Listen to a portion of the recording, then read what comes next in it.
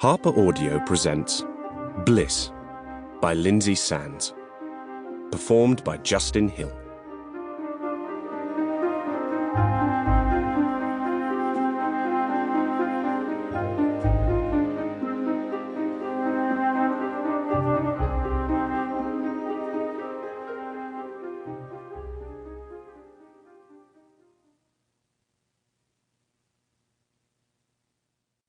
Prologue.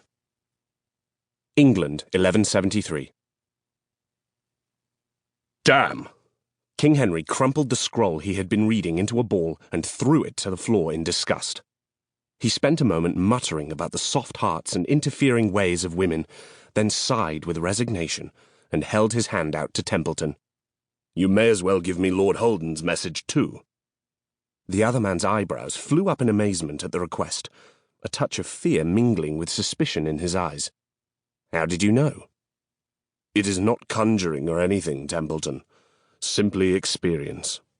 I never receive a complaint from Lady Tiernay that I do not receive one from Lord Holden as well. Besides, I saw his man ride in earlier and assumed he bore a message. There have been a few small uprisings in Normandy, and I asked Heath to tend them for me. No doubt he is waiting to tell me he has done so." "Ah." Relaxing, the older fellow handed over the document in question. Henry opened the scroll a bit irritably, displeased at having to explain himself. Templeton had only worked in the capacity of his chaplain for the past couple of days. His usual chaplain was ill, but already Henry was wishing for the latter's speedy recovery. His replacement was entirely too nervous, superstitious, and seemed to be far too eager to lend credence to Henry's reputation of being the spawn of the devil. Shaking his head, Henry focused his attention on the parchment he now held. A moment later, it was a crumpled mass on the floor not far from the first, and Henry had leapt up to pace before his throne. As he had expected, Lord Holden had cleaned up the little revolts in Normandy and was on his way home. But he had also added a complaint or two about his neighbour. It seemed his chatelaine was harassed mightily by the Lady of Tiernay, and was beleaguering Heath with letters regarding the woman. In his turn, the Hammer of Holden had respectfully requested that his king do something about the woman, or he himself would. It sounded very much like a threat, and it displeased Henry greatly to be threatened by one of his vassals. In fact, if Heath weren't such a valued warrior and had not aided him so often in the past 10 years, he would have seen him punished. But, unlike his father before him, Heath had been a great asset. He grimaced at the thought of the previous Lord Holden, Heath's father. Born the second son, Gerhard had expected to be allowed to join a monastery and live out his life amongst the musty old papal scribblings he so adored.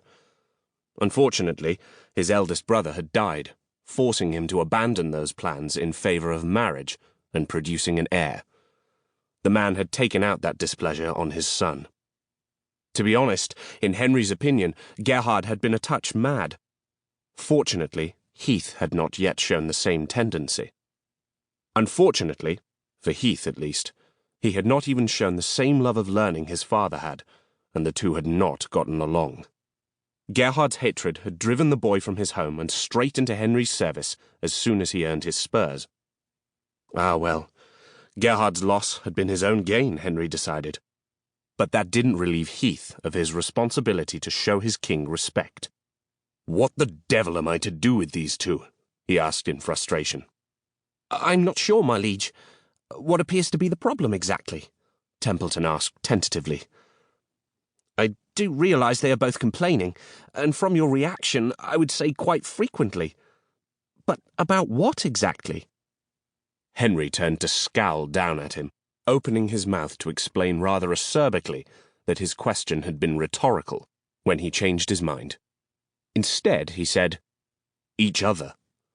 Lady Tiernay writes to warn me of her neighbour's cruel and abusive behaviour to his serfs and villains, because she knows I would not wish to see any of my subjects so sorely mistreated." "Ah," Templeton said again, biting back a smile at his king's sarcastic imitation of a woman's high-pitched voice. "And Lord Holden?" Henry gave a short laugh. "He writes to say that Lady Tiernay is a nosy, harping busybody."